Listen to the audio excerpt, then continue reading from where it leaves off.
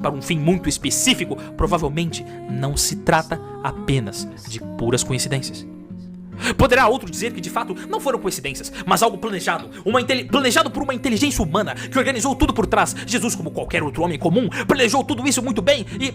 o que também não faz sentido. Ninguém escolhe onde nasce, e quando morre. E nosso Senhor Jesus Cristo teve a sorte absurda de nascer no momento certo, na época certa, no local certo. Isso ninguém pode escolher. A Santa Igreja ser o que ela é hoje, a doutrina de Cristo ser o que é hoje, só foi possível porque o mundo inteiro convergiu para que todas essas coisas acontecessem.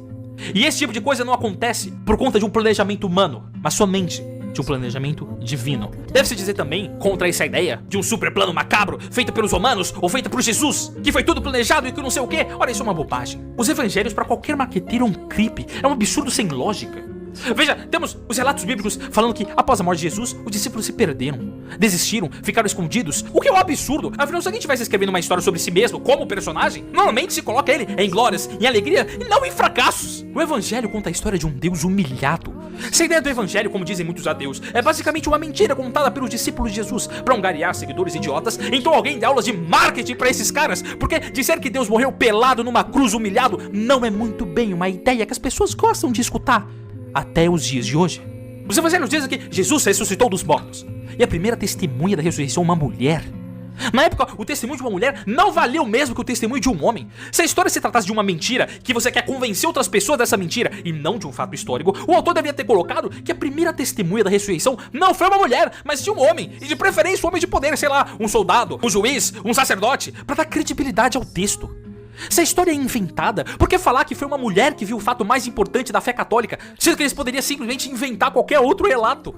De modo que justamente o fato de ter sido Maria Madalena a primeira testemunha da paixão, que muitos são contra esse relato da ressurreição. Antigamente se dizia que, antigamente é porque as mulheres não tinham o mesmo valor que os homens, o testemunho delas não valia a mesma coisa. Hoje em dia se faz algo parecido, só que em vez de se dizer que é por ser mulher, dizem que é por fatores psicológicos. Muitos acreditam que Maria Madalena não viu Jesus ressuscitado de fato, mas dizem apenas que, por conta do trauma que foi ter visto a crucificação, ela teve uma ilusão, ela ficou traumatizada, e então, naquele momento de tristeza, teve uma alucinação. Ela teve uma ilusão gigantesca, forte. E depois o relato se espalhou como uma mentira e continua sendo uma mentira até os dias de hoje. Mas isso é um problema. Há um problema porque é escrito que centenas de pessoas viram Jesus, inclusive os apóstolos Pedro e João, que não estavam na crucificação. Portanto, a ideia de, coitadinha, tava tendo uma ilusão, ficou tão traumatizado com a crucificação que começou a ter ilusão, não faz sentido. Porque os apóstolos que não viram a crucificação estavam lá. João viu, mas Pedro não estava na crucificação. Não estamos pegando apenas uma parte, mas estamos pegando todo. Estamos analisando desde Alexandre o Grande até o momento da crucificação. Avançamos um pouco mais à frente.